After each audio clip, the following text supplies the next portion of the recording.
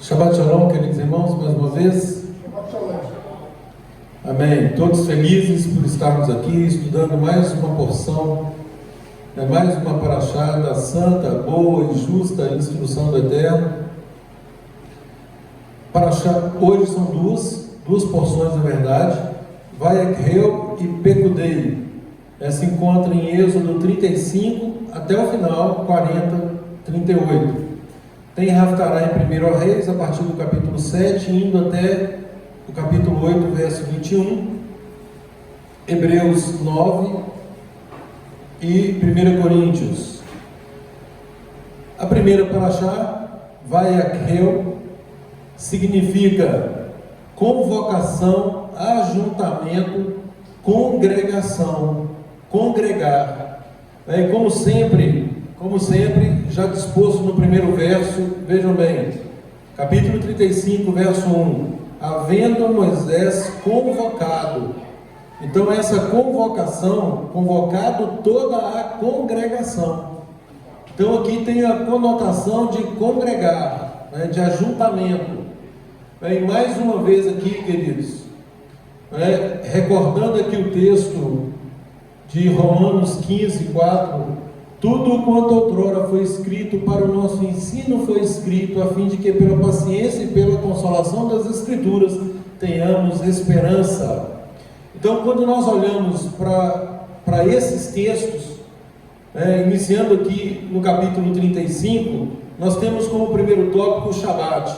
O Shabat ele é, sem dúvida alguma, um dos pontos mais fulcrais do estudo, e um dos pontos que o Eterno dá mais importância, que é a questão do santo dia, o dia que ele descansou, que ele abençoou e santificou. E não se trata de ter sido dado apenas aqui no Sinai, como mandamento. Tanto é que o quarto mandamento é lembra-te, porque já havia sido esquecido algo que foi dado lá na criação. Então, tão logo o Eterno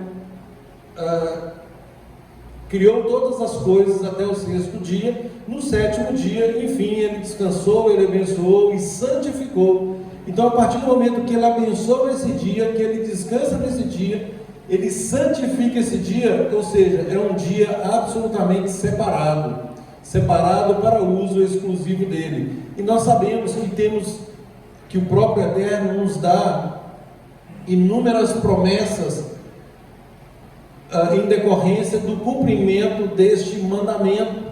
É um mandamento cheio de promessas, e como eu já disse várias vezes, só quem cumpre o Shabat sabe o que efetivamente eu estou falando. Só quem experimenta esse descanso efetivo sabe exatamente do que eu estou falando. Então não é uma mera pregação, não é uma mera admoestação a que guardemos, mas o povo dele, aquele povo que se chama pelo nome do Eterno, e que guarda esse mandamento. É claro que devemos guardar todos os mandamentos, mas em especial, que dá uma atenção especial para esse mandamento, tem várias promessas de bênçãos. É óbvio que a obediência ela gera bênção. Quando o Eterno entrega a Torá, e que ele nos diz: eis que põe diante de vocês a bênção e a bênção quando obedecerem, e a maldição quando desobedecerem. Então, obviamente, toda a obediência está atrelada, por consequência, à bênção, e toda a maldição também está atrelada à desobediência. Mas com relação ao Shabat, vamos ler aqui o texto inicial. Havendo Moisés então convocado toda a congregação dos filhos de Israel, disse-lhes: são essas as palavras que Adonai ordenou que se cumprissem. Trabalhareis 6 dias, mas o 7º dia vos será santo. O Shabat de repouso solene a Adonai. Quem nele trabalhar morrerá. Como nós falamos aqui também a miúde, gente, o Shabat, ele, aqui nesse estudo de hoje, já começa o Eterno colocando como prioridade absoluta. O Shabat tem prioridade, inclusive, sobre a obra dele. Estavam aqui, conforme também já estudamos na paraxá passada, estavam aqui erigindo, construindo um tabernáculo, um Mishkan, e obviamente o Eterno disse: vocês vão construir, mas na sexta-feira vocês vão parar. Ou seja, vocês vão trabalhar 6 dias, na sexta-feira vocês param, cumpram o Shabat, descansem no Shabat, e aí prossigam no dia seguinte. E como eu sempre digo, né, quando a pessoa quer fazer a vontade dela e não a vontade do Eterno, ela dá um jeito de fazer. E aqui eles tinham uma justificativa muito plausível se quisessem transgredir. É óbvio que não era para transgredir, mas se quisessem, nós estamos trabalhando para o Eterno. Afinal de contas, se é para o Eterno, pode. Não pode. Ele deu uma ordem clara para que a construção do Mishkan, do tabernáculo, fosse feita nos 6 dias, e naquele dia que houvesse efetivo descanso. Então, é uma prioridade do Shabat sobre a própria construção do tabernáculo. E isso, gente, nos chama atenção para o nosso trabalho, para a nossa ocupação, para aquilo que fazemos durante a semana, em detrimento, em prejuízo do Shabat. Então, nós não podemos, repito, não podemos colocar as nossas atividades acima do mandamento do Eterno. O Shabat deve ser respeitado, deve ser cumprido. Lembra-te, quarto mandamento, lembra-te do dia do Shabat para o santificar. Então, a despeito dos bons argumentos que temos, ouvi ontem uma pessoa falou comigo: não, mas o senhor sabe que eu tenho que dar provisão à minha casa. Eu falei assim: meu amigo, a provisão não é você que dá, a provisão quem dá é o Eterno. E muitas vezes nós nos equivocamos pensando que o que nós temos, o que nós estamos administrando é por mérito nosso. Não, é mera concessão de administração por parte do Eterno. O Eterno nos permite administrar para saber o que vamos fazer com aquilo que Ele está nos colocando à mão para administrar. E vejam bem que aqui na sequência do estudo de hoje, logo na sequência, a partir do verso 3, aliás, deixa eu falar um pouco aqui, eu quero voltar nisso, mas só para não fugir. Então vem a questão do Shabat, no verso 3, não acendereis fogo em nenhuma das vossas moradas no dia de Shabat. O fogo, gente, ele intervém no ato da criação. O fogo, ele altera elementos. Então isso, eu falei isso no estudo do ano passado, essas duas parashot de hoje, no vídeo do ano passado, eu falei dos 2 entendimentos. O primeiro entendimento é aquele que para fazer fogo dava muito trabalho. Então talvez seria essa a motivação do Eterno ao proibir acender o fogo no Shabat. Porque era tudo muito rudimentar, tinha que fazer o próprio fogo, tinha que haver muito esforço, tinha que haver lenha, então isso era muito trabalho, por isso o Eterno proibiu. Mas o segundo argumento, que é o que prevalece, em termos de criação, porque o Eterno ele foi criando nos 6 dias, e no 7º dia ele cessa a atividade criativa. Então, em função da cessação dessa atividade, é que vem a proibição do acendimento de fogo. Então, por quê? Porque o fogo ele altera os elementos, ele torna um cru cozido, ou um cru assado, ou frito, enfim, vai alterando as características do alimento. E tem mandamento específico na Torá falando que aquilo que tivermos que cozer ou cozinhar, nós devemos fazê-lo antes, aquilo que tiver que assar, nós devemos assar antes. Ou seja, muito clara a determinação do Eterno no tocante a não acender fogo. Ou seja, não há justificativa para acendimento de fogo no Shabat. É uma questão de programação. Mas e aí, o meu alimento que eu preciso eu não como alimento frio e tal. Temos outros mecanismos. Temos aí o micro-ondas, tem outras formas que nós podemos fazer por precaução para que a nossa alimentação ela permaneça numa temperatura agradável. O fato é que o mandamento é não acender fogo. Na sequência, queridos, no verso 4, o Eterno manda trazer ofertas para o tabernáculo. E aqui eu queria linkar de novo a questão do Shabat.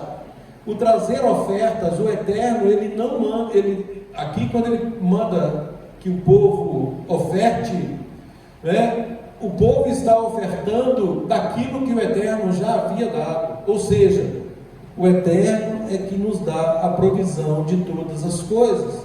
Então, quando nós temos que ofertar para algo, para a obra do Eterno, não é algo que nós estamos fazendo porque somos bonzinhos, ou que há algo em nós que vai nos impelir a doar, mas é um reconhecimento da soberania dele, do Eterno, que nos permite administrar. Ou seja, o Eterno coloca 1 milhão na minha mão, e às vezes eu tenho que fazer uma doação para o reino, para de algum modo ajudar no serviço do reino.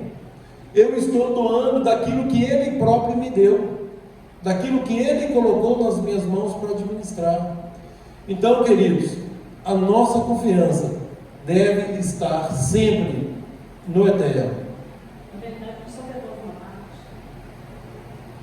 Eu não vou nem dizer devolução, porque tudo pertence a Ele, tudo é dele.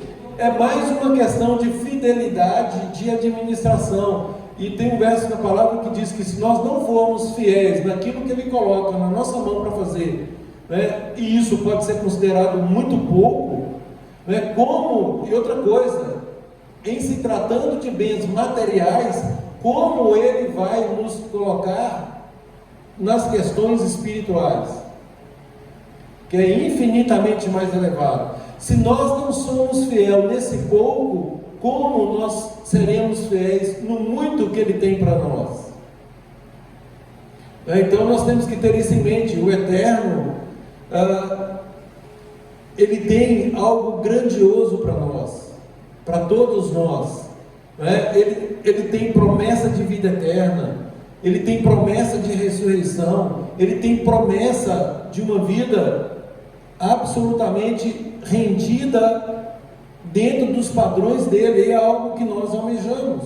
Agora, como poderemos fazer isso se efetivamente nós não compreendermos princípios tão elementares? E às vezes, gente, nós nos prendemos por poucas coisas.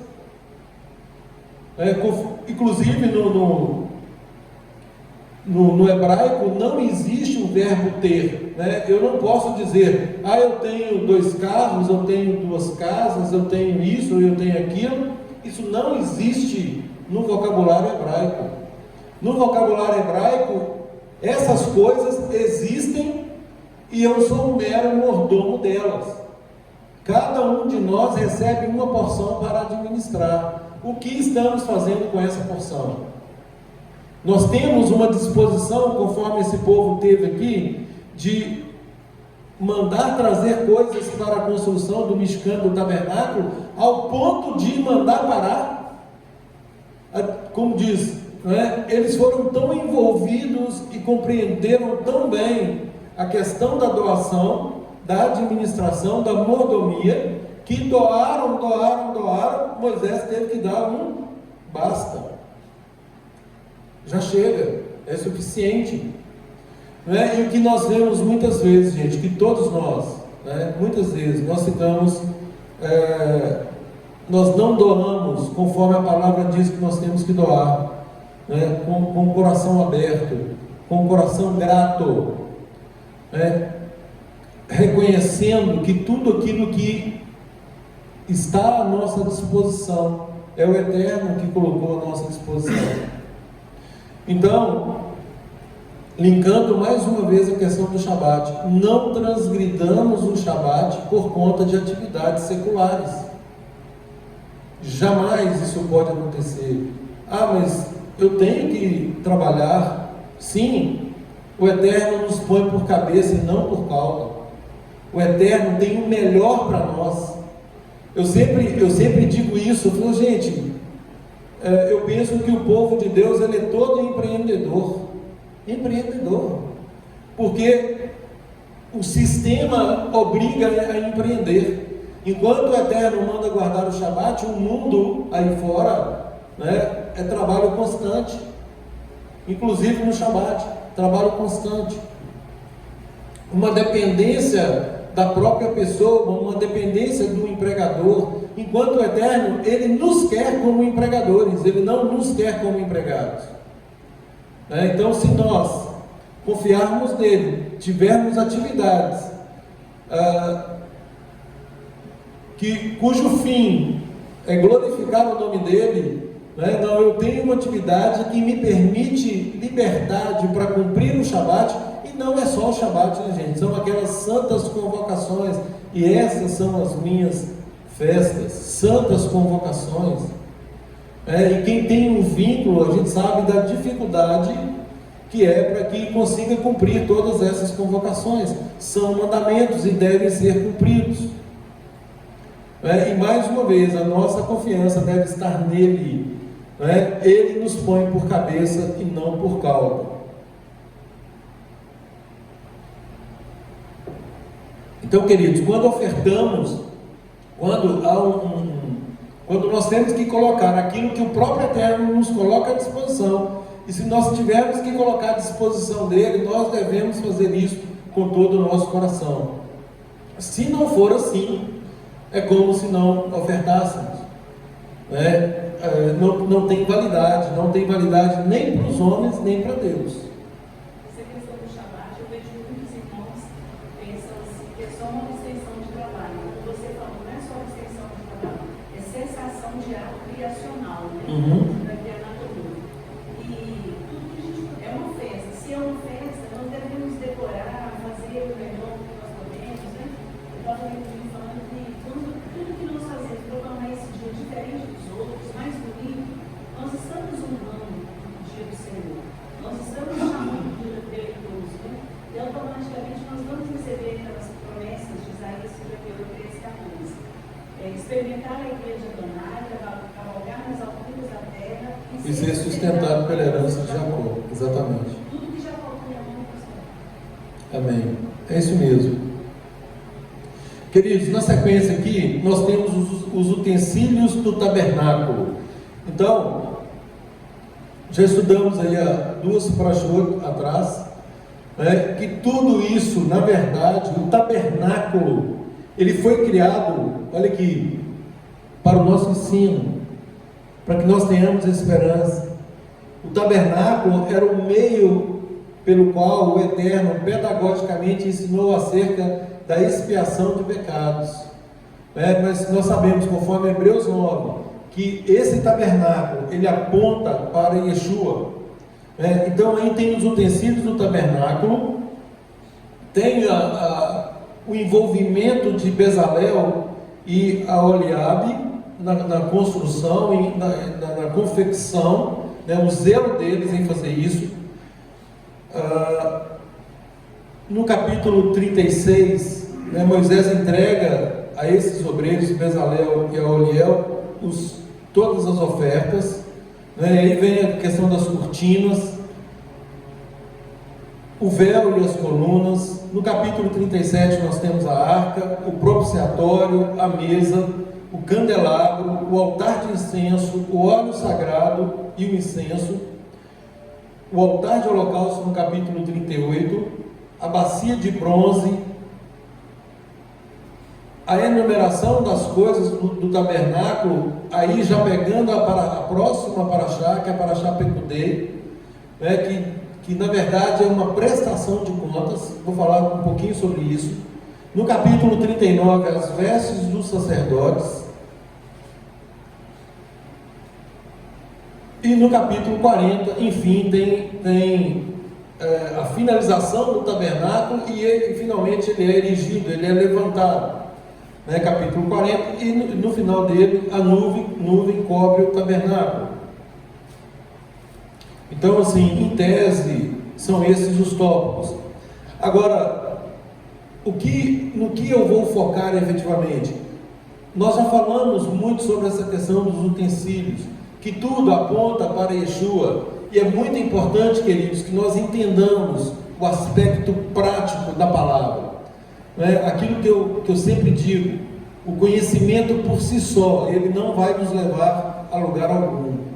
O conhecimento por si só, ele tende a nos ensoberbecer, né? E o Eterno espera que todo o conhecimento ele seja transformado imediatamente em conduta, né? Então é saber e praticar, né? Quando nós estamos ali estudando as normas de trânsito, né, para tirarmos a nossa carteira de habilitação, nós queremos treinar, praticar aquilo para que nós sejamos aprovados no exame, não é assim? Né? Toda vez que vamos entrar à direita ou à esquerda, nós temos que sinalizar, dependendo de se vamos entrar à esquerda, nós temos que centralizar o ponto da pista, nós não podemos trafegar na contramão. Então nós aprendemos tudo aquilo e nós temos que praticar tudo aquilo sob pena de inviabilizar o trânsito. E uma coisa muito interessante, no trânsito, por exemplo, impera o princípio da confiança. Eu estou numa pista dupla, né? Eu estou caminhando num sentido, eu estou indo num sentido, outra pessoa vem no sentido contrário, e eu confio que ele conhece as regras, que ele não vai invadir a minha pista, que ele não vai colidir comigo. Então esse é o princípio da confiança, e nós vamos praticando esses princípios, né, para que o trânsito flua, para que tenha um trânsito sem acidentes, né? Isso é a prática do conhecimento que nós adquirimos, né, quando estudamos para pegar a nossa carta de habilitação. Com relação à palavra, queridos, mutatis mutandis, né, é a mesma coisa. Ou seja, a palavra nos é ensinada para ser convertida em atos, em atitudes, em condutas, e para que nós sejamos aprovados. Nós precisamos de uma carta de habilitação para o reino vindouro.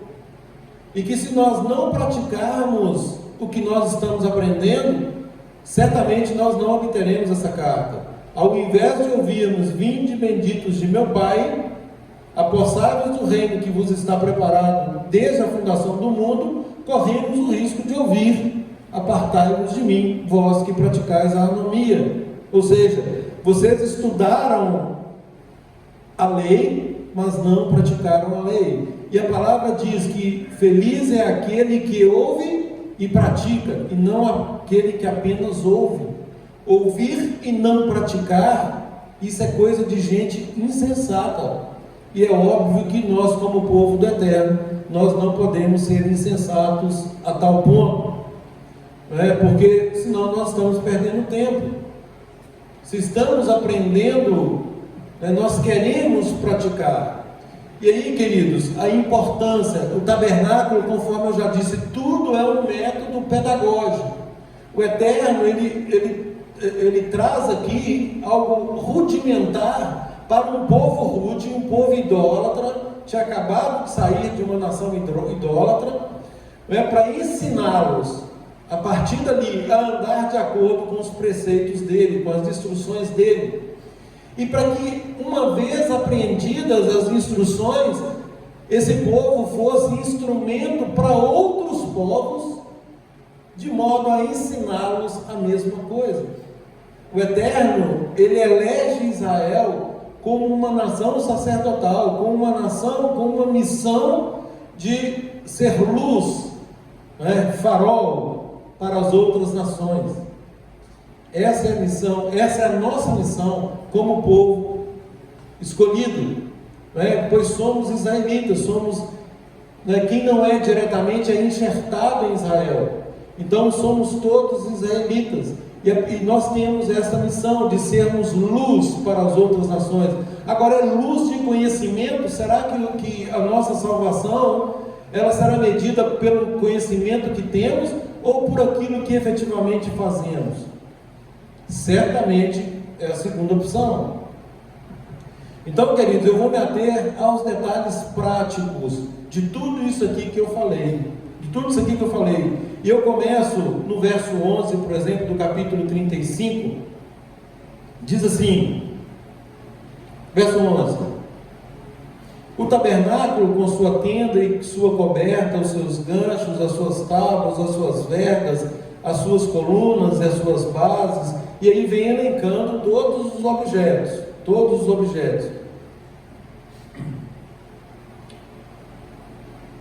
Os estudos rabínicos, Eles apontam, sobretudo, claro, com primazia aí aos rabinos messiânicos, eles apontam que os 9 objetos mais sagrados do Mishkan, eles representam as 9 manifestações do Ruach HaKodesh, do Espírito do Santo, e que estão contidos lá em 1 Coríntios 12. Abram por gentileza 1 Coríntios 12.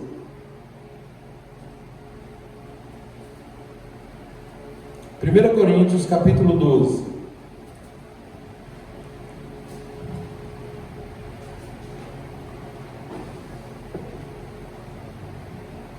E aqui, queridos, eles dizem que os dons, essas manifestações do Ruach, eles estão dispostos na mesma ordem que foi apresentada por Moisés na primeira vez.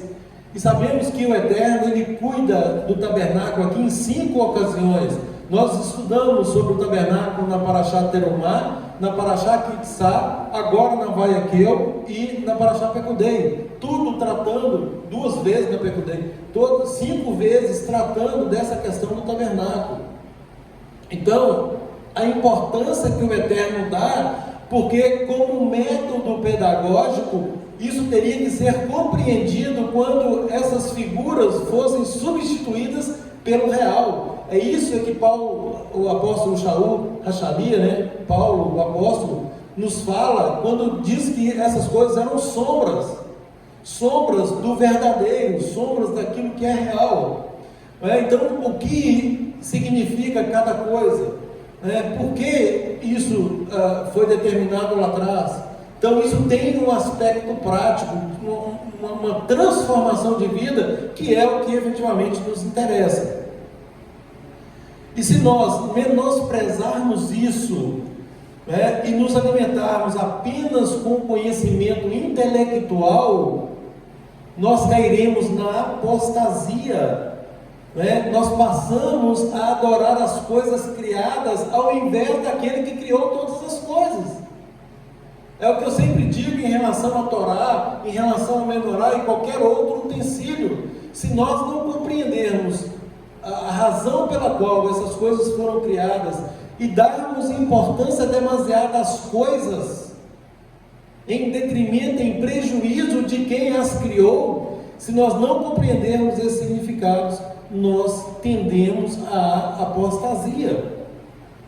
Nós tendemos a substituir o Criador, o nosso Criador, que é efetivamente quem merece toda a atenção e adoração, por essas coisas que foram criadas. Então, queridos, no capítulo 12 diz assim: a respeito dos dons espirituais, não quero, irmãos, que sejais ignorantes. E Paulo está falando aqui, gente, para pessoas que obviamente tinham conhecimento das Escrituras. Sempre Paulo se refere a pessoas que conhecem as Escrituras. Diga-se a Taná, que é composta da Torá, profetas, escritos, ou seja, tudo aquilo que se convencionou chamar de Antigo Testamento. Sabeis que outrora, olha aí, olha o que Paulo diz, prestem atenção. Sabeis que outrora, antigamente, vocês eram, se eram, não são mais. Vocês eram gentios. Vocês se deixavam conduzir por ídolos mudos. Por isso, verso 3, vos faço compreender que ninguém que fala pelo Espírito de Deus, pelo Ruach HaKodesh, afirma anátema Yeshua. Por outro lado, ninguém pode dizer Adon Yeshua ou Senhor Yeshua, reconhecer o senhorio de Yeshua. Ninguém pode dizer isso senão pelo Ruach HaKodesh. Vejam que interessante. Para se reconhecer o senhorio de Yeshua, requer o Ruach HaKodesh. Agora, o que é reconhecer o senhorio de Yeshua? Obviamente o próprio Yeshua dá a resposta, Ele diz: por que me chamais Senhor, ou amigo, ou fazer qualquer referência a Ele e não faz o que Ele manda. Lá em Mateus 7,21 ele diz: nem todo que me diz Senhor, Senhor, herdará o reino. Então, meras palavras. E o que Paulo está dizendo aqui? Paulo está dizendo que ninguém é capaz de reconhecer Yeshua como Senhor no sentido de senhorio, de nos submetermos à representação dele, porque ele diz o tempo todo que ele veio para fazer a vontade do Pai. Ele diz que ele é o caminho, então ele está nos conduzindo. Nós sabemos que a Torá, ela nos leva a Yeshua, nos conduz a Yeshua, e nós devemos então reconhecer que ele é Senhor, no sentido agora de nos tomar pela mão e nos conduzir ao Pai. E o Eterno, o Pai, estava em Yeshua reconciliando consigo o mundo. Então Yeshua, ele é o mediador, ele é o elemento da restauração, ele é o elemento da reconciliação. E ninguém é capaz de reconhecer isso senão pelo Rua do Eterno. Ora, verso 4: ora, os dons são diversos, mas o Espírito é o mesmo. Aqui está dando um princípio de unidade em relação ao Mishkan. Nós veremos que feitos todos os utensílios, todos os apetrechos, todos os compartimentos, e o Heitor explicou aí, que havia 3 compartimentos, então feito tudo isso, ao final, lá no capítulo 40, Moisés dá isso por concluído. A tarefa foi concluída, houve participação de todos, e a tarefa foi concluída. O que é a participação de todos, gente? A que nos remete o envolvimento de todos na obra? O corpo de Yeshua. Vejam bem o que o Eterno estava ensinando àquele povo. Lembrando que o nome da Parashá, Vayekel, significa congregar, significa, em última palavra e mais importante, o corpo, ajuntamento do corpo. Tenham isso em mente, sobre isso falaremos daqui a pouquinho.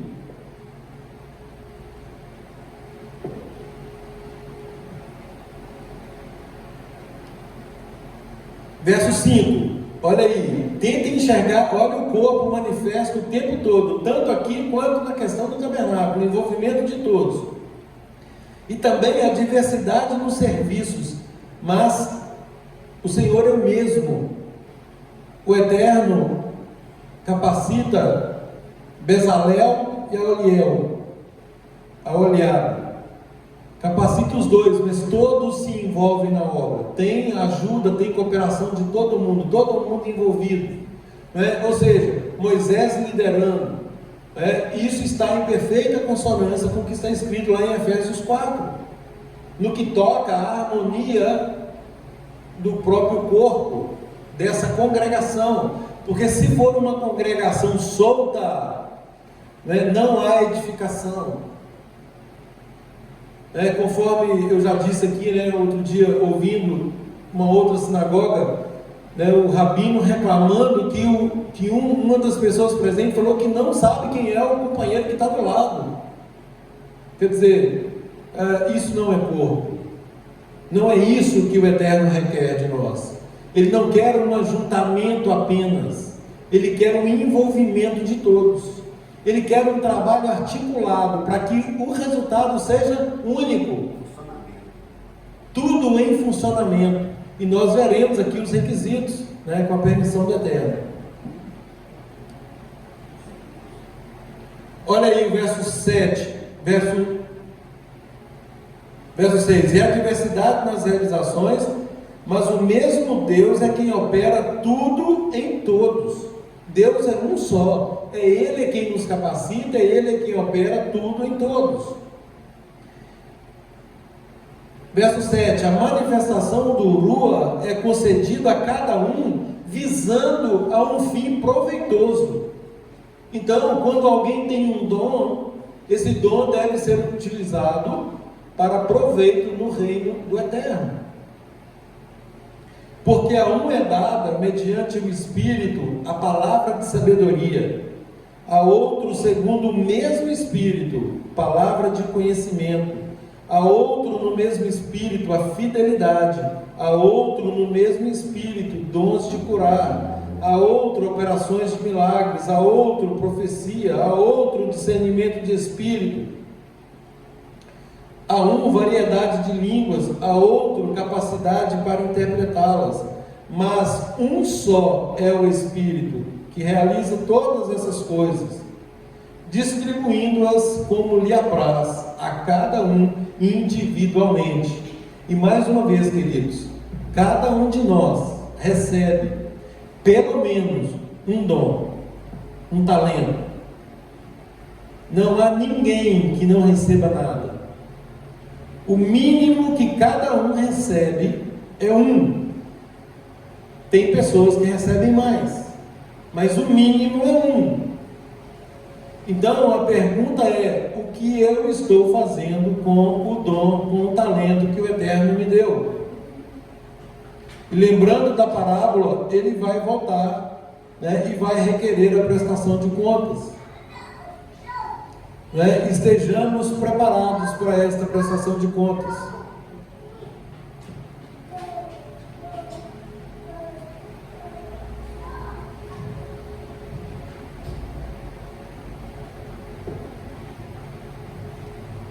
Queridos, nós precisamos nos atentar para esses aspectos espirituais da palavra. Nós não podemos ficar apenas no aspecto intelectual. Nós temos que aprofundar nas coisas espirituais, buscar a vontade do legislador, a vontade daquele que nos outorgou essas instruções. Então precisamos cuidar desse aspecto espiritual, para que não venhamos a cair. Muito se fala acerca do poder de Deus no nosso meio. Por que esse poder não é tão manifestado? Por que ele não se manifesta? Ou não se manifesta com maior visibilidade? O que vocês acham? Essa é a falta de submissão, disponibilidade, provavelmente. É porque ainda estamos muito focados na questão da mente, na questão do intelecto. Não estamos aprofundando nessa questão espiritual. Abra, por favor, em João 15, 24. Mateus, Marcos, Lucas, João. João 15, 24. Eu quero 3 versões pelo menos. Evandro, prepare para esse assunto, por favor. Eugênio. Eu vou ler aqui. João capítulo 15, verso 24. Não, vou ler a partir do 23.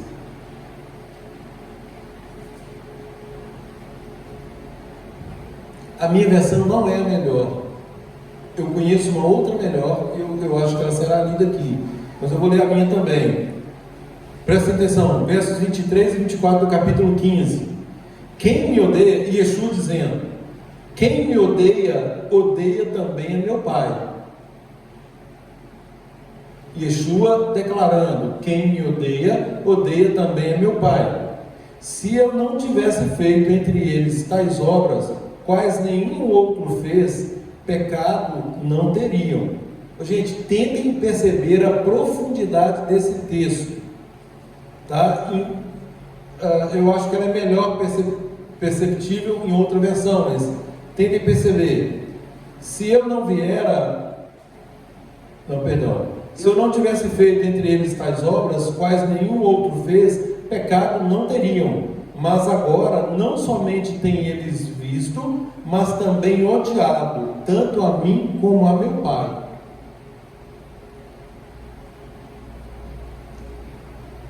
Tente ler agora, Eugênio, com a voz audível e pausada, para que nós ver se nós compreendemos aí o que está escrito.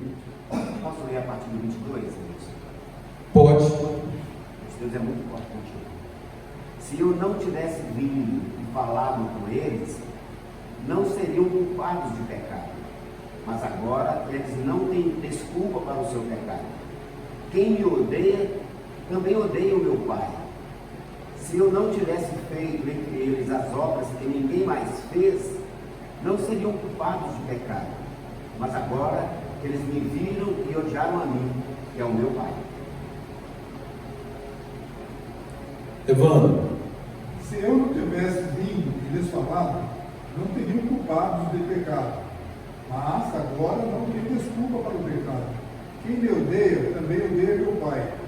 Se eu não tivesse realizado na presença deles obras que ninguém mais fez, não seriam culpados de pecado. Mas agora eles as viram e odiaram a mim e a meu Pai. Mas isso aconteceu para cumprir as palavras da Torá deles. Onde você lê, odiaram-me sem razão. Alguém quer explicar esse texto? O que vocês entenderam desse texto? Isso aí, isso fica muito assim, transparente, a questão da Torá planificada, né? A Torá ela bem esboçada. Então, e pelas obras que ele é, a própria luz, a Torá viva, então se ele não tivesse esboçado essa Torá, não tivesse trazido essa luz, não teria desculpa também do pecado. Deixa eu ler só o verso 24, porque na verdade o que eu quero é que vocês compreendam o contido no verso 24, uma vez que vocês já sabem o contexto. Vejam o verso 24. Se eu não tivesse feito entre eles tais obras, quais nenhum outro fez, pecado não teriam. Mas agora não somente têm eles visto, mas também odiado, tanto a mim como meu Pai. Esse verso não parece contraditório? Como assim? Deixa eu fazer uns questionamentos. Como assim? Yeshua fez obras que ninguém tinha feito antes. Ele manifestou o poder ali que ninguém havia manifestado antes. E por que ele fez isso? Aliás, primeiro, ele fez essas coisas que nenhum outro tinha feito, e aquelas pessoas, Yeshua está falando, pecado não teriam. Como assim? Como Yeshua está afirmando aqui que se ele não tivesse feito essas coisas, aquelas pessoas... Então, peraí, vamos anular o que Yeshua fez. Yeshua não fez nada. De que Yeshua está dizendo? Vamos pegar só a frase dele, que eles não têm pecado. O pecado é a transgressão da lei. Então, como ele veio e apresentou a Torá para ele, eles têm pecado. Porque... Não, mas está falando exatamente o contrário. Lembrando mais uma vez que eles eram legalistas, eles eram expert da lei. Eu estou querendo que vocês captem o soro desse verso, que é soro. É o próprio conhecer do Yeshua. Vamos de novo. Só afirmação pura. Só afirmação pura do verso 24. Pecado não teriam. Como assim? A palavra diz, vou ajudar. A palavra diz: todos pecaram e destituídos estão da glória de Adonai.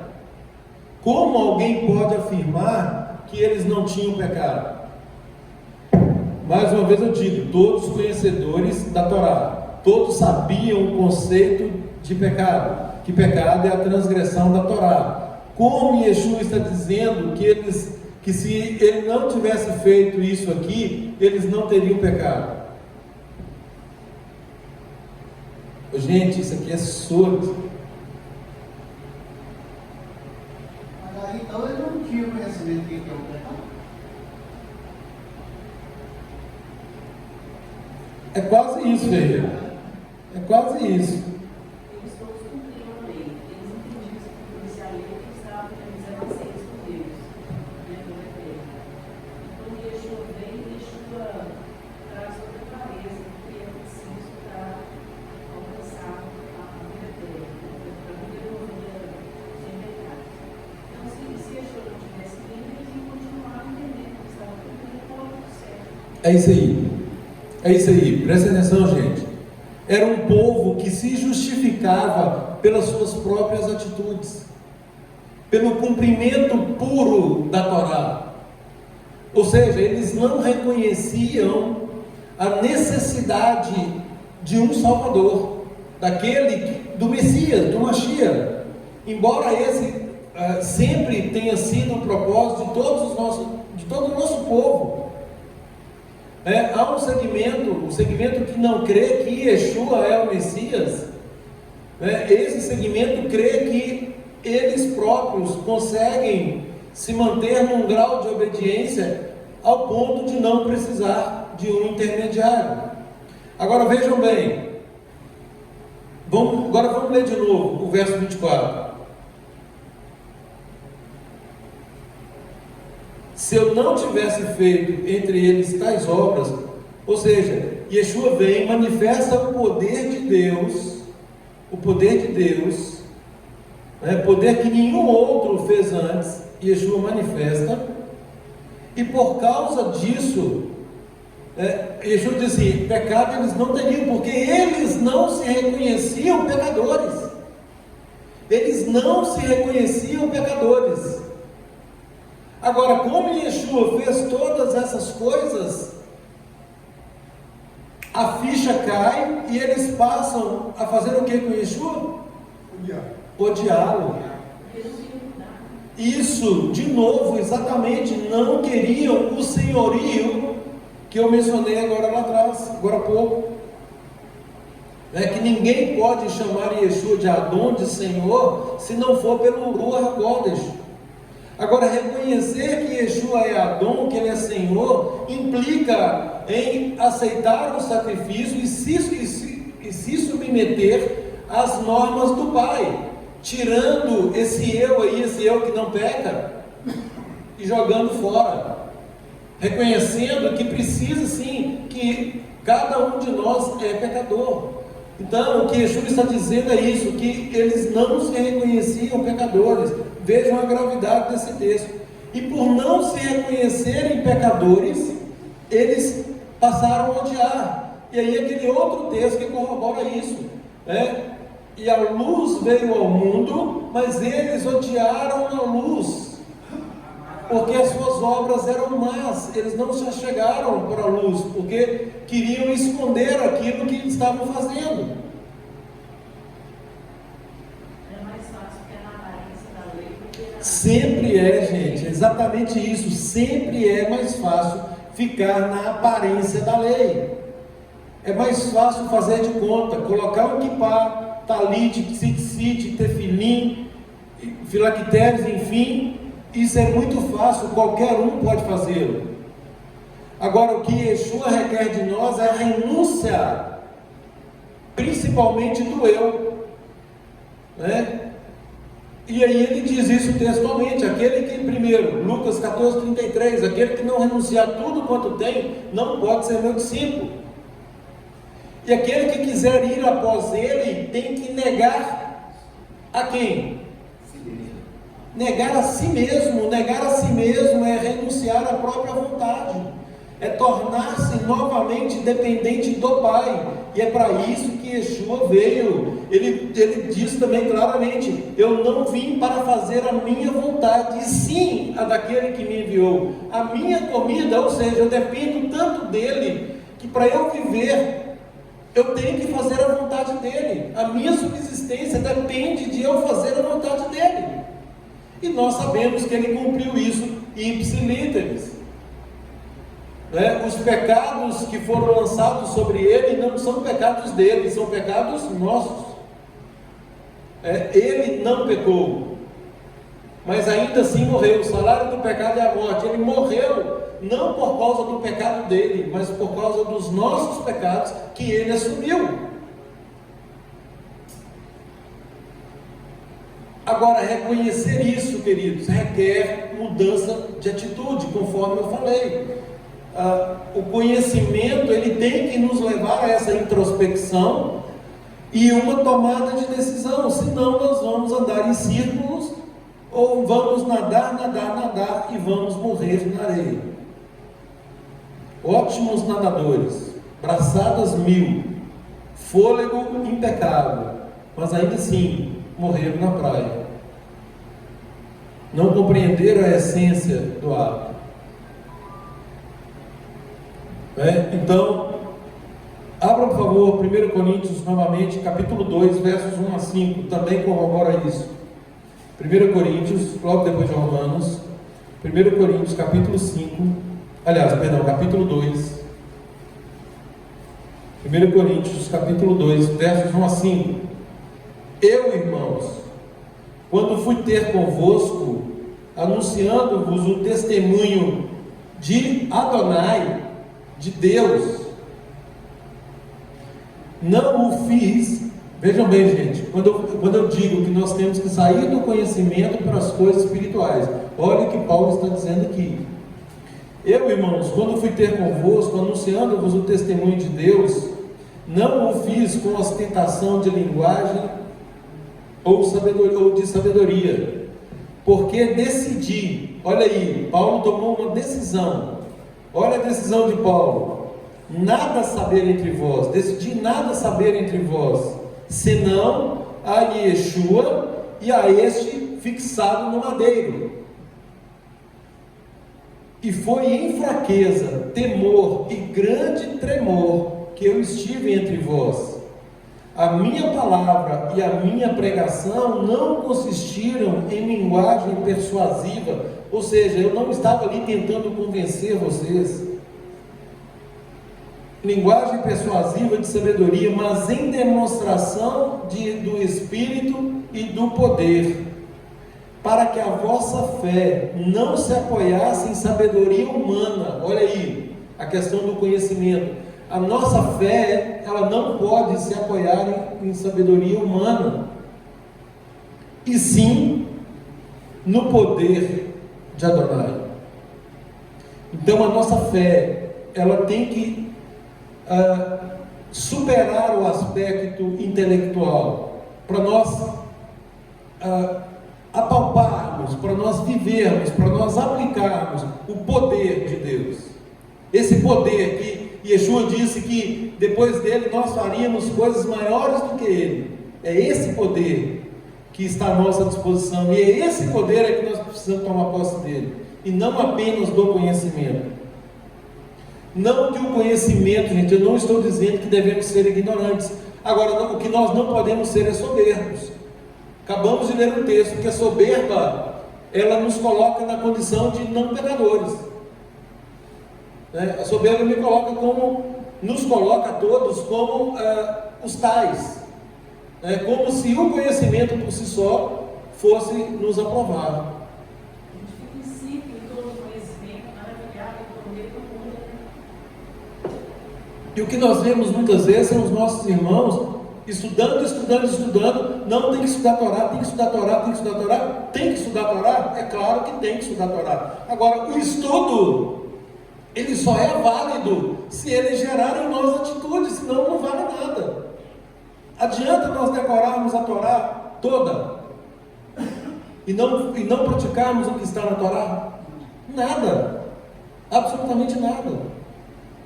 Então, o conhecimento, ele tem que estar atrelado, os dois juntos, os dois juntos, é conhecimento e prática, é fé e obras, conforme diz Tiago, são os dois remos do barquinho, se eu remar com um remo só, eu vou rodar em círculo. Agora, a partir do momento que eu uso o outro, eu consigo o equilíbrio, um e outro, é fé e obras, é conhecimento e prática, claro, sob pena de rodarmos em círculo e sucumbirmos, e obviamente o Eterno não quer isso para nós, todo esse ensino, ele tem um objetivo, e esse objetivo é transformar o nosso caráter, transformar a nossa vida, e nos levar à fila correta dos salvos. Vinde benditos. É para isso que nós estudamos e praticamos e queremos nos mover aí na esfera do sobrenatural. Queridos, essas manifestações espirituais, onde o eu continua no centro, ela tem que ser extirpada, ela tem que ser liquidada, não é? A pessoa precisa se permitir ser dirigida pelo Ruach HaKodesh. Então, o ponto mais importante é a questão do reino. Reino significa governo. Quem governa a minha vida? Quem governa a minha vida? É a pergunta que todos nós temos que fazer. E se a resposta for eu, estamos perdidos.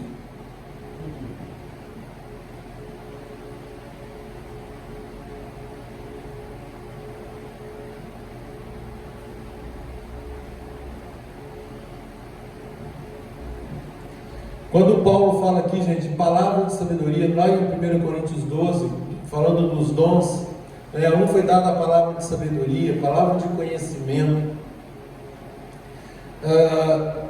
Essa palavra é para enfatizar, esses dons, melhor dizendo, são para enfatizar a obediência à Torá, a obediência à instrução do Eterno, na perspectiva correta de Yeshua.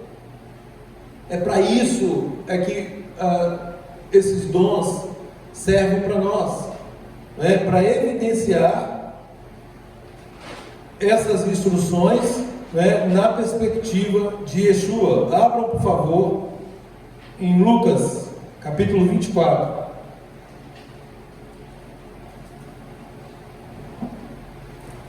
Lucas, capítulo 24.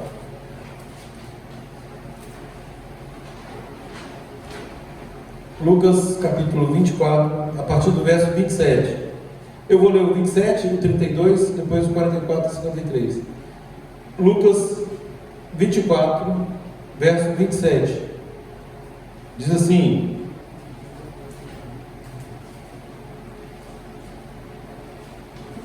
aqui, o contexto é aquela caminhada dos discípulos no caminho de Emaús. Olha o verso 27. Começando por Moisés, discorrendo por todos os profetas, expunha-lhes o que a seu respeito constava em todas as escrituras. Ou seja, todo o nosso povo, desde Moisés, passando pelos profetas, e todas as escrituras, sabem, têm conhecimento sobre o Mashiach. Então, nós estudamos exatamente para evidenciar o Mashiach, Yeshua. Então, começando por Moisés, discorrendo por todos os profetas, não ficou ninguém de fora, todos os profetas falam sobre o Mashiach, expunha-lhes o que a seu respeito constava em todas as escrituras. Olha o verso 32. Disseram um ao outro: não nos ardia o coração quando ele pelo caminho nos falava, quando nos expunha as escrituras? Verso 44 até o 53. A seguir, Yeshua lhes disse: são estas as palavras que eu vos falei, estando ainda convosco. Olha o que Yeshua declara: importava, se cumprisse tudo o que de mim está escrito na lei, na Torá, nos profetas e nos salmos. Então, importava que tudo isso se cumprisse. Verso 45: então lhes abriu o entendimento para compreenderem as escrituras, e lhes disse: assim está escrito, que o Mashiach havia de padecer e ressuscitar dentre os mortos no terceiro dia, e que em seu nome se pregasse arrependimento, Como pregar arrependimento para um povo que não se reconhece pecador?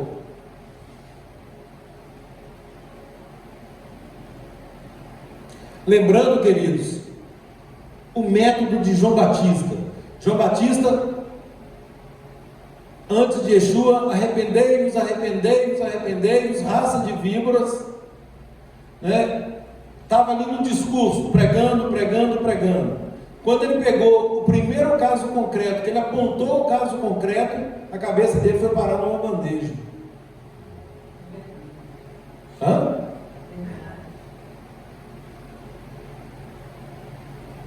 Quando é geral, arrependam-se, está tudo certo. Ó, Eugênio, você está em adultério, você está casado com outra, com uma mulher que não é sua mulher. Aí, aquilo já mexeu com ele, opa, agora já está mexendo comigo. E aquela conduta despertou a ira da mulher de Herodes, e ela acabou solicitando, que ele determinasse a morte de João Batista, pregando uma mudança de conduta. Se você está em adultério, saia desse adultério, arrependa-se. Então primeiro veio o aviso, arrependa-se, arrependa-se, arrependa-se. Na hora que toca na ferida, aí a pessoa tem duas atitudes: ou ela abandona e reconhece a condição de pecador, ou ela se insurge contra aquele que está pregando. É o ódio que Jesus falou. Exatamente. E foi o que aconteceu.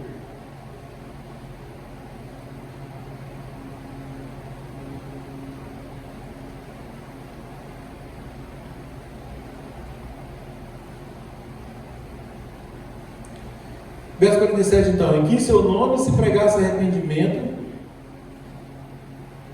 para remissão de pecados a todas as nações.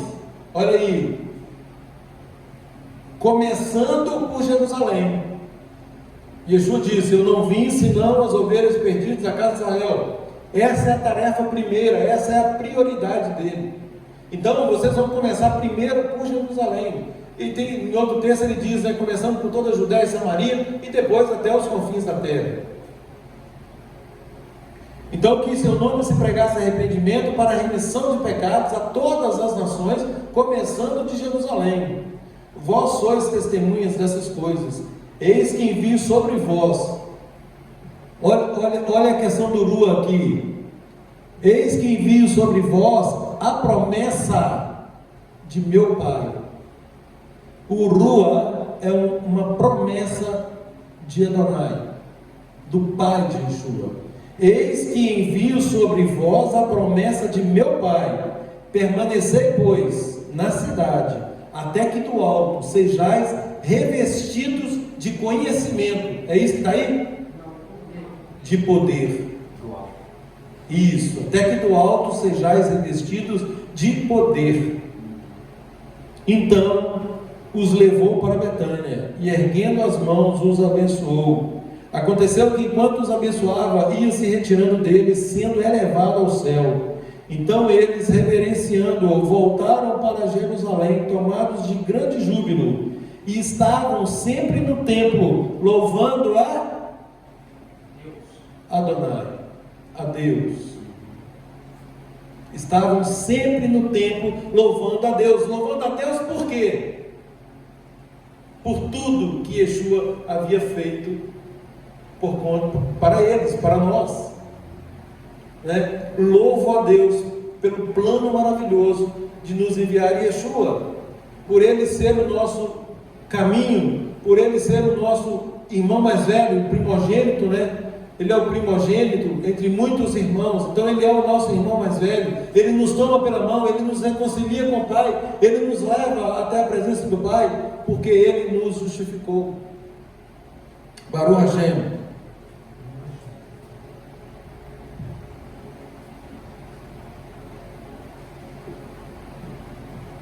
Queridos, estou finalizando. Abrem Efésios, por gentileza. Lá na frente. Efésios, capítulo 1. verso 16 e 21. Efésios capítulo 1, a partir do verso 15. Por isso também eu, tendo ouvido a fidelidade que há entre vós quanto ao Senhor Yeshua e o amor para com todos os santos, não cesso de dar graças por vós, fazendo menção de vós nas minhas orações, para que o Deus, olha aí, para que o Deus do nosso Senhor Yeshua, alguma dúvida, gente, acerca disso? Para que o Yeshua tenha um Deus, assim como nós temos um Deus, Adonai, Yud Rei Vav Rei, o Criador de todas as coisas. Não cesso de dar graça por vós, fazendo menção de vós nas minhas orações, para que o Deus do nosso Senhor Yeshua, o Pai da Glória, vos conceda espírito de sabedoria e de revelação no pleno conhecimento dele, iluminados os olhos do vosso coração, para saberdes qual é a esperança do seu chamamento. Então, gente, está escrito para que pela paciência e pela consolação das Escrituras tenhamos esperança. Qual é a esperança do nosso chamamento? Nós fomos chamados para quê? Qual a riqueza da glória da sua herança nos santos? E qual a suprema grandeza do seu poder para com os que cremos, segundo a eficácia da força do seu poder, o qual exerceu ele em Yeshua, ressuscitando-o dentre os mortos e fazendo-o assentar à sua direita nos lugares celestiais, acima de todo principado e potestade, poder e domínio, e de todo nome que se possa referir, não só no presente século, mas também no vindouro, e pôs todas as coisas debaixo dos pés, e para ser o cabeça sobre todas as coisas, o deu a Carral. Inclusive, gente, vai a Carral, esse Carral aí é de Carral, é de congregar. Então, Deus nos deu Yeshua para ser o cabeça sobre todas as coisas, né? Deu a Carral, a qual é o seu corpo, a plenitude daquele que a tudo enche de todas as coisas. Então, aquela unidade do tabernáculo aponta agora para a unidade do corpo de Yeshua, onde ele é o cabeça, e que o Eterno, manifestando o poder ao ressuscitá-lo, né, o coloca como cabeça.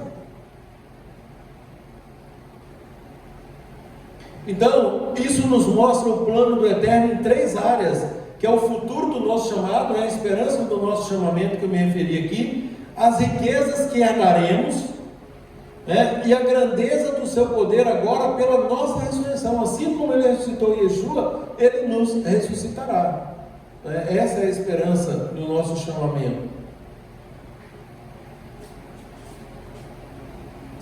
De novo em 1 Coríntios, voltem um pouquinho, 1 Coríntios 2, 6 a 16. 6 a 16, 1 Coríntios capítulo 2, versos 6 a 16, diz assim: entretanto, expomos sabedoria entre os experimentados. Paulo sabe com quem ele está mexendo, ele sabe do zelo, do conhecimento de todos aqueles com os quais ele tem contato.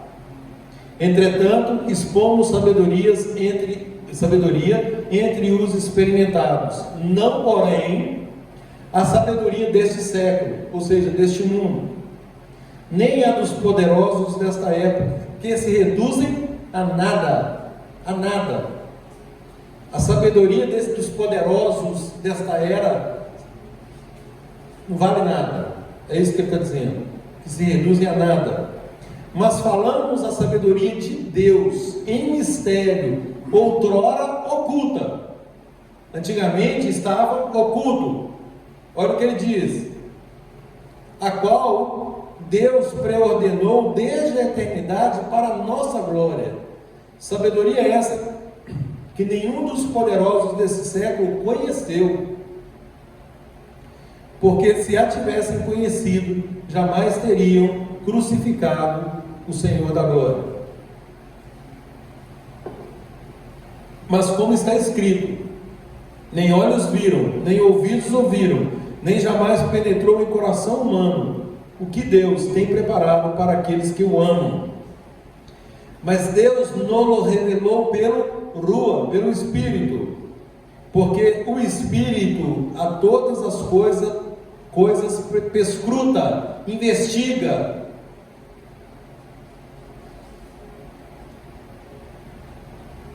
Até mesmo as profundezas de Deus. Porque qual dos homens sabe as coisas do homem, senão o seu próprio Espírito que nele está? Assim também as coisas de Deus, ninguém as conhece, senão o próprio Espírito de Deus. Ora, nós não temos recebido o Espírito do mundo, e sim o Espírito que vem de Deus.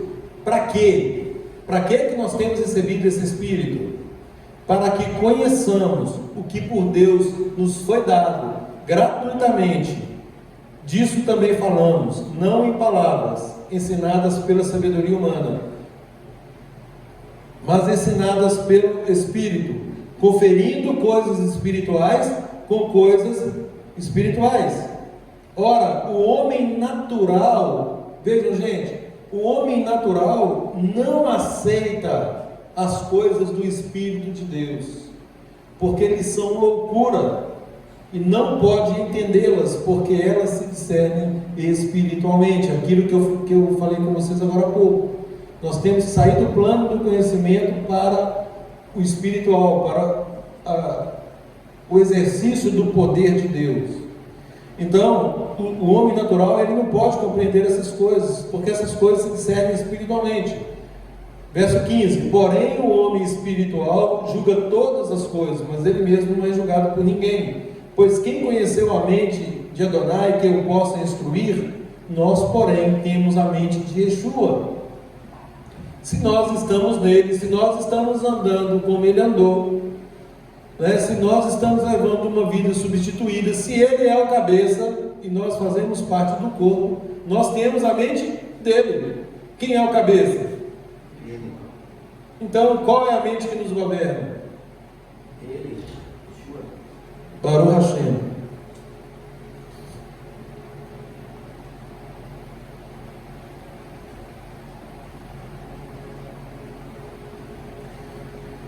Então, queridos, mais uma vez, enfatizando aí a conclusão do tabernáculo, e agora eu já estou partindo para a conclusão também dessa palavra.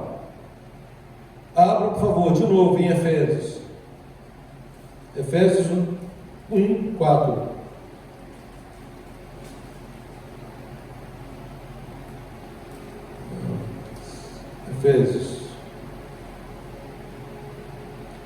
Efésios 1, 4. Vejam a finalidade, o motivo, né, o objetivo. Efésios 1, 4. Não, vou ler o 3 também, 3 e 4. Bendito o Deus e Pai de quem? Do nosso Senhor Yeshua. Bendito o Deus e Pai do nosso Senhor Yeshua, que nos tem abençoado com toda sorte de bênção espiritual nas regiões celestes em Yeshua.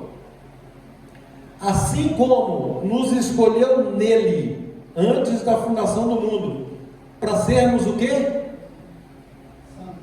Santos e irrepreensíveis perante ele. O que é uma pessoa irrepreensível? Não precisa de repreensão. Que não precisa ser repreendido.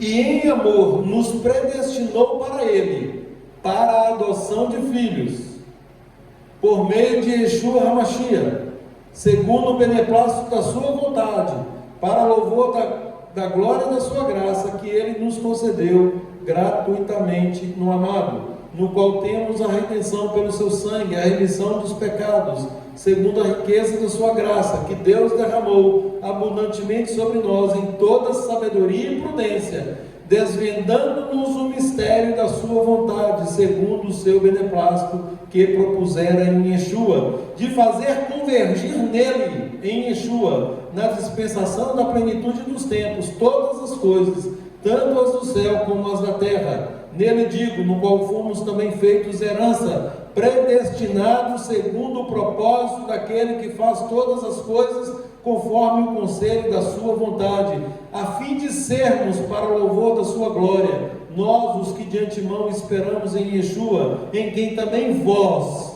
depois que ouvistes a palavra da verdade, o evangelho da vossa salvação, a mensagem da vossa salvação, tendo também crido, nele também crido, fostes selados com o Santo Espírito, com o Ruach HaKodesh da promessa, o qual é o penhor, é a garantia da nossa herança, até o resgate da sua propriedade, em louvor da sua glória, Baruch Hashem.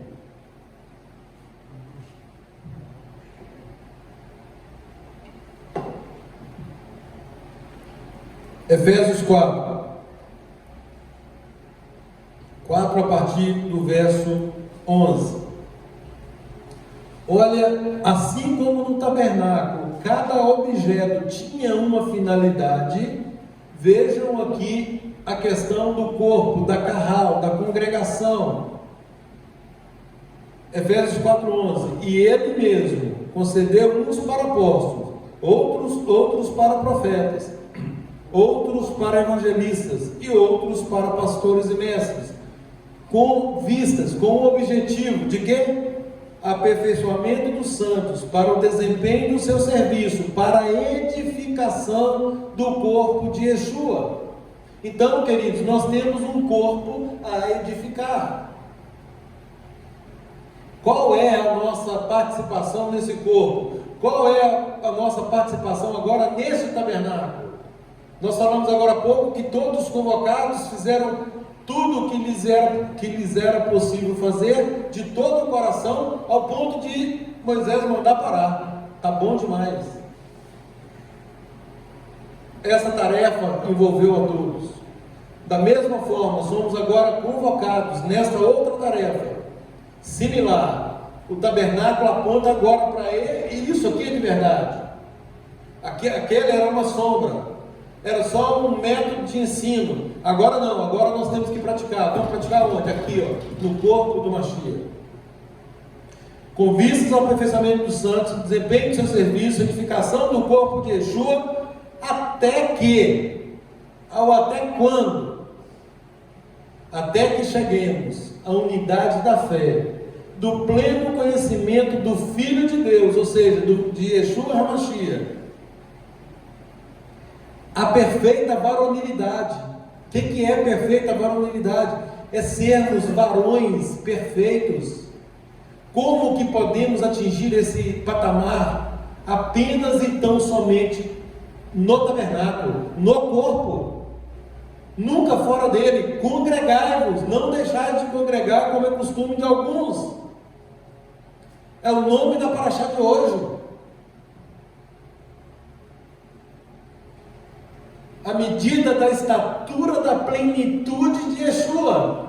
Vejam o padrão que está diante de nós.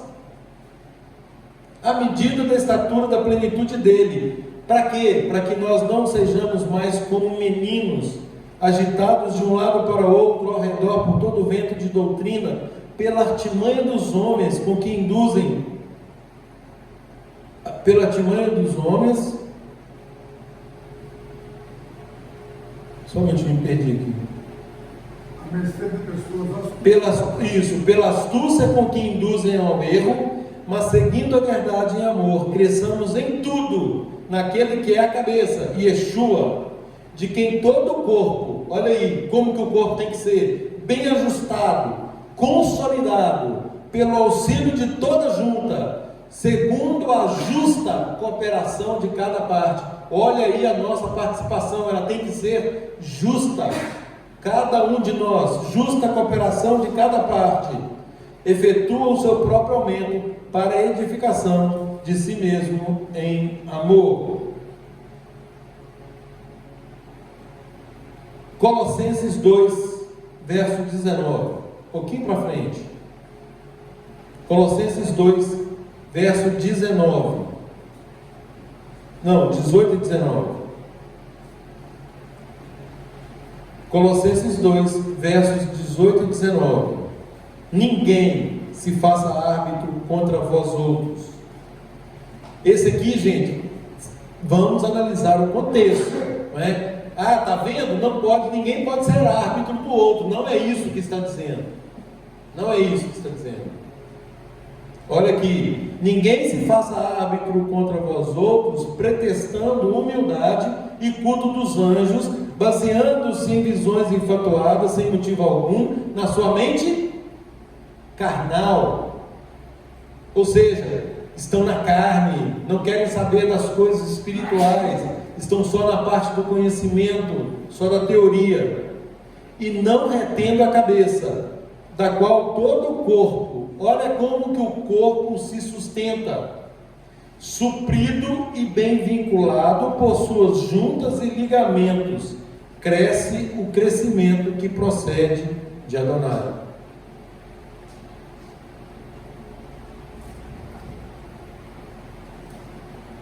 O próximo livro aí, 1 Tessalonicenses 5:11. 1 Tessalonicenses 5, verso 11, diz assim: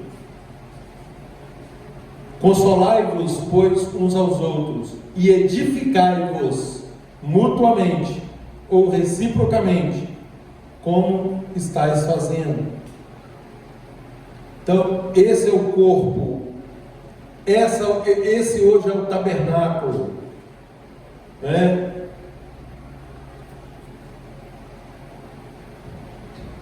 Penúltimo texto, João 15:5, texto muito conhecido de todos.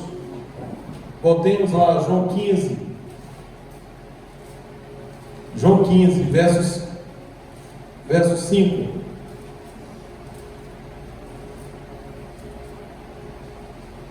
Eu sou a videira, vós os ramos. Quem permanece em mim e eu nele, esse dá muito fruto, porque sem mim, o quê? Nada podeis fazer. Nada podeis fazer. Queridos, aqui eu finalizo a Parashá Vayakhel. Com relação a Parashá Pekudei, só uma observação, mais uma vez, tem a ver com prestação de contas. Prestação de contas aqui de recursos materiais, aquilo que foi apresentado a Moisés, mediante uma ordem do Eterno, Moisés, para evitar qualquer dissabor em relação à administração, determina então a prestação de contas de todo o material arrecadado, o que é feito com extremo zelo. E aqui mais uma vez, eu chamo a atenção do irmão Eugênio e do irmão Rodrigo, que vocês façam o trabalho que lhes compete, o que pelo menos está lhes competindo até o momento, com o mesmo zelo que esse povo teve aqui, porque vocês não estão fazendo para A ou para B, vocês estão fazendo para Adonai, e Ele espera a fidelidade de vocês, assim como Ele tem sido fiel com vocês. E prestação de contas, vocês não prestam contas para mim, não prestam contas, vocês estão prestando contas para Adonai. É o princípio da transparência. Coloque isso aí, da forma mais visível possível, da forma mais organizada possível, que a pessoa mais simples seja capaz de ver e compreender o que está ali, sem precisar de grandes elaborações de pensamentos e raciocínios. Tá? Por fim, queridos, 2 João, o último texto, eu quero finalizar com esse texto, 2 João, lá no final, pertinho do Apocalipse, 2 João,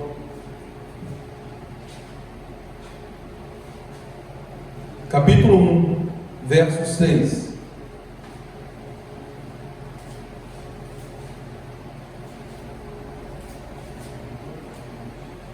Aliás, vou ler o 5 também, porque esse aqui é conceito de amor. Esse é o conceito do verdadeiro amor, não o conceito romano. Esse é o conceito bíblico de amor. E agora, Senhora que ele está falando para Carral, para a congregação, peço-te não como se escrevesse mandamento novo, senão que tivemos desde o princípio, que nos amemos uns aos outros. E o amor é este, que andemos segundo os seus mandamentos. Esses mandamentos, este mandamento, como ouviste desde o princípio, é que andeis nesse amor. Porque muitos enganadores têm saído pelo mundo fora, os quais não confessam que Yeshua veio em carne. Assim é o enganador e o anti-Mashiach. Acautelai-vos para não perderdes aquilo que temos realizado com esforço, mas para receberdes completo galardão. Todo aquele que ultrapassa essa doutrina e nela não permanece, não tem Adonai. E o que permanece nessa doutrina, esse tem tanto o Pai como o Filho. E se alguém vem ter convosco e não traz essa doutrina, não recebais em casa, nem lhes deis as boas-vindas, porquanto aquele que lhe der as boas-vindas, faça cúmplice das suas obras más. Que o Eterno nos abençoe, que Ele nos capacite, que nós compreendamos a seriedade de erigir o verdadeiro tabernáculo, que é o corpo do nosso Mashiach Yeshua. Shavuot Tov para todos.